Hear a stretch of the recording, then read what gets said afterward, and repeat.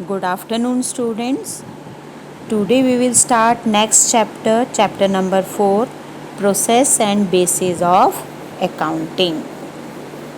ये चैप्टर भी आपने इन्हीं नोट्स में से करना है.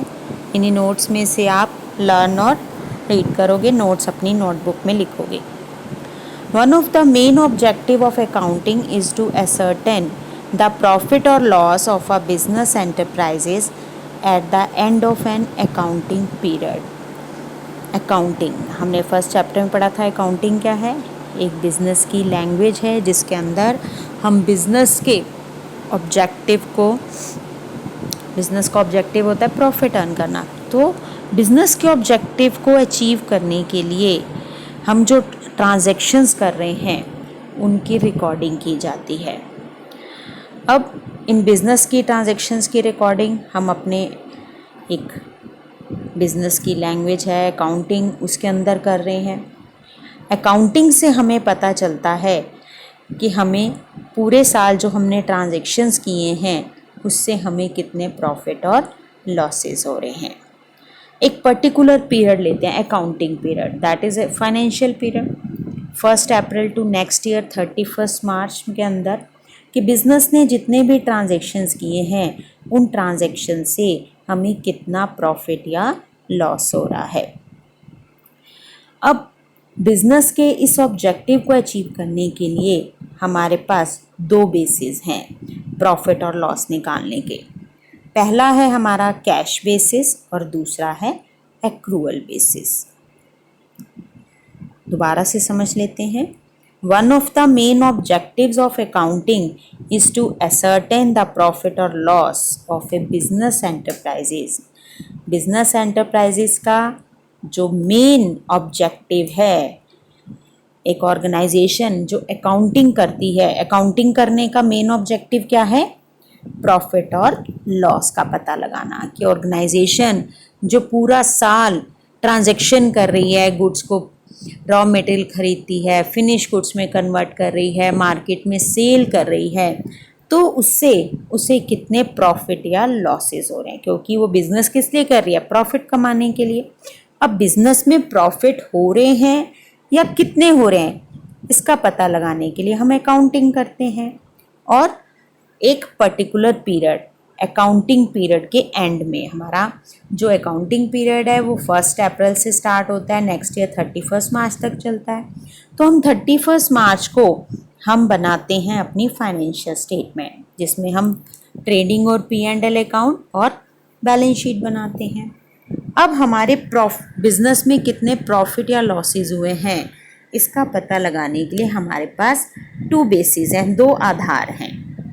पहला कैश बेसिस, दूसरा accrual basis.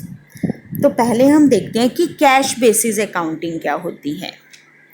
Cash basis accounting, under this basis incomes are not recorded unless they are received in cash. Cash basis accounting में हम सिर्फ उन्हीं ट्रांजैक्शंस को रिकॉर्ड करते हैं जिसके अंदर हमने कैश रिसीव किया है. हम उस इनकम को अपनी बुक्स में रिकॉर्ड नहीं करते जो कैश में रिसीव नहीं हुई. कैश बेसिस अकाउंटिंग के अंदर सिर्फ उन्हीं इनकम्स को रिकॉर्ड किया जाता है जो कैश में रिसीव की गई हैं. इसी तरह उन्हीं एक्सपेंसेस को रिकॉर्ड किया जाता है जो कैश में पे किए गए हैं.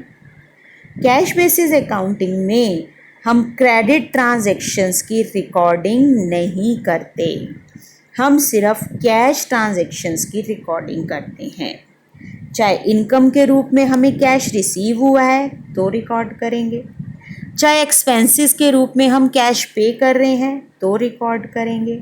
लेकिन ऐसी इनकम और एक्सपेंसेस जो ना तो कैश में रिसीविंग हुई है और ना ही कैश में पेमेंट की गई है, ऐसे ट्रांजैक्शंस को कैश बेसिस अकाउंटिंग में इग्नोर किया जाता है, रिकॉर्ड नहीं किया जाता. दोबारा से समझ लो. Under this basis, cash basis accounting में हम उन इनकम्स को रिकॉर्ड नहीं करते जो कैश में रिसीव नहीं हुई हैं. जैसे एक्रूड इनकम, एक्रूड रेंट, कि हमें अपनी बिल्डिंग किराए पे दी हुई थी, महीना पूरा हो गया लेकिन रेंट रिसीव नहीं हुआ, तो दैट इज़ एक्रूड रेंट, तो हमने उसको बुक्स में रिकॉर्ड नहीं करना। जब एक्चुअल में हमें रेंट रिसीव होगा तभी हम अपनी बुक्स में उसको रिकॉर्ड करेंगे। इसी तरह एक्सपेंसेस की बात, मान लीजिए हमने अपने वर्कर्स को वेजेस नहीं पे किए, वेजेस आउटस्टैंडिंग, तो वेजेस आउटस्टैंडिंग को हम इस तरह के कैश बेसिस अकाउंटिंग में शो नहीं करते, हम सिर्फ वेजेस पेड को रिकॉर्ड करते हैं। तो under this basis incomes are not recorded unless they are received in cash. Income को तब तक रिकॉर्ड नहीं करेंगे जब तक वो कैश में रिसीव ना हो जाए। एक्सपेंसेस को भी तब तक रिकॉर्ड नहीं करेंगे जब तक कैश में पे ना किए जाएं। तो इस तरह क्रेडिट ट्रांजैक्शंस को हम कैश बेसिस अकाउंट में रिकॉर्ड नहीं करते। अब इस तरह की कैश बेसिस अकाउंटिंग किसके लिए यूज़फुल है? Cash basis accounting professional peoples के लिए यूज़फुल है। प्रोफेशनल पीपल कौन कौन से हैं? लॉयर्स यानी हमारे वकील, एडवोकेट्स, डॉक्टर्स, चार्टेड अकाउंटेंट, ये सब कैश बेसिस अकाउंटिंग करते हैं क्योंकि इनके प्रोफेशन में क्रेडिट ट्रांजैक्शन होते ही नहीं, इनमें कैश बेसिस अकाउंटिंग ही होती है। अब कैश बेसिस अकाउंटिंग की क्या फ़ायदे हैं? कैश बेसिस अकाउंटिंग जब बहुत ही सिंपल और रियलिस्टिक है, वास्तविकता से रिलेटेड है। It is suitable for those enterprises where most of the transactions are on cash basis. तो ये वहाँ पे यूज़ होती है जहाँ तक ज़्यादातर ट्रांजेक्शन कैश में होते हैं। सिंपल बेस है ये और रियलिस्टिक है। डिसएडवांटेज क्या है?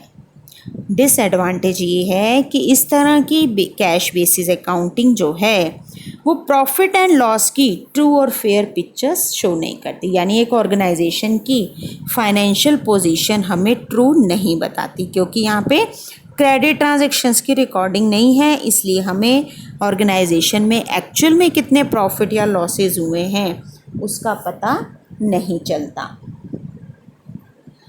It does not follow matching principle of accounting. Third point पहले बोल दिया मैंने, it does not follow matching principle of accounting. इस तरह की अकाउंटिंग मैचिंग प्रिंसिपल को फॉलो नहीं करती क्योंकि यहाँ पे जो रेवेन्यू है वो कॉस्ट से मैच नहीं हो पाता, क्योंकि यहाँ पे हम सभी रेवेन्यू, सारी इनकम्स और सारे एक्सपेंसेस को रिकॉर्ड ही नहीं कर रहे, इसलिए यहाँ पे मैचिंग प्रिंसिपल फॉलो नहीं होता।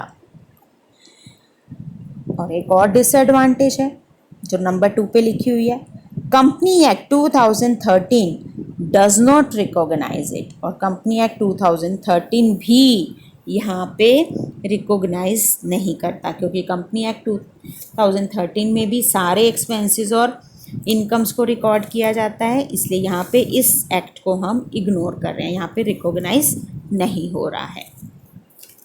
नेक्स्ट हमारा बेसिस है accrual basis. Accrual basis of accounting. Under this basis, incomes are recorded when they are earned or accrued. Accrual basis के अंदर हम इनकम्स को तब रिकॉर्ड करते हैं चाहे वो हमें अर्न हो चुकी हैं या accrued है, यानी हमें इनकम अगर हो चुकी है चाहे वो हमने कैश में रिसीव की है या नहीं की है, हम सभी ट्रांजेक्शन्स को यहाँ पे रिकॉर्ड करते हैं। For example, sale made on credit will be including in total sales. जब हम अपने गुड्स को सेल करते हैं, हमें बदले में चाहे कैश रिसीव हुआ है या हमने क्रेडिट सेल, यानी कैश सेल को भी रिकॉर्ड करेंगे और क्रेडिट सेल को भी रिकॉर्ड करेंगे बुक्स में, और दोनों ही ट्रांजेक्शन्स में हमारी इनकम मानी जाएगी और उसको बुक्स में रिकॉर्ड किया जाएगा। इसी तरह एक्सपेंसेस की बात करें तो whether they are incurred or become due and not when the cash is paid for them. हमने एक्सपेंसेस खर्च कर लिए, हमारे खर्चे हुए हैं, चाहे हमने वो पे किए हैं या नहीं किए, दोनों ही सिचुएशन में हम उन एक्सपेंसेस को अपनी बुक्स में रिकॉर्ड करेंगे।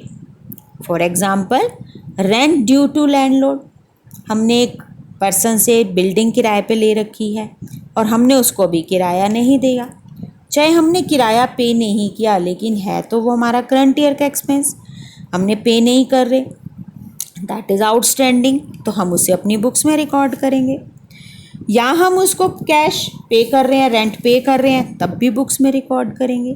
तो दैट मीन्स कि एक्सपेंसेस हम खर्च कर रहे हैं, इनकर्ड हो रहे हैं, चाहे वो ड्यू हो रहे हैं, चाहे हमने कैश पे नहीं किया, फिर भी हम उन एक्सपेंसेस को बुक्स में रिकॉर्ड करेंगे, चाहे हमने उसको पे किया है या नहीं किया। This make it necessary to consider outstanding, prepaid expenses etcetera, यानी हमें एक्रूअल बेसिस अकाउंटिंग में अगर हम एक्सपेंसेस की बात करें तो चाहे वो आउटस्टैंडिंग हो चाहे प्रीपेड हो, हम दोनों तरह के एक्सपेंसेस को अपनी बुक्स में शो करते हैं।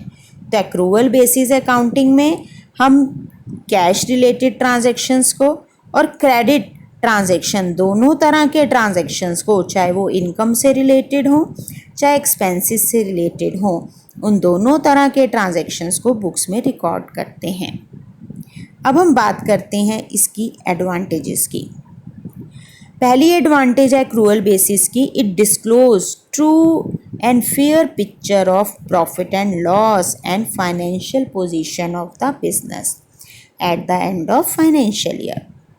एंड ऑफ द ईयर यानी 31 मार्च को जब हम अपने फाइनेंशियल स्टेटमेंट प्रिपेयर करते हैं तो ये हमें ट्रू प्रॉफिट एंड लॉस दिखाता है और हमारी ऑर्गेनाइजेशन में हमारी एसेट्स और लायबिलिटीज़ की क्या पोजीशन है ये भी हमें बताता है। एक्रूअल बेसिस जो है वो मैचिंग प्रिंसिपल्स को फॉलो करता है, क्योंकि रेवेन्यू से रिलेटेड हम मैच करते हैं एक्सपेंसेस से, इसको कॉस्ट को मैच करते हुए लिखते हैं।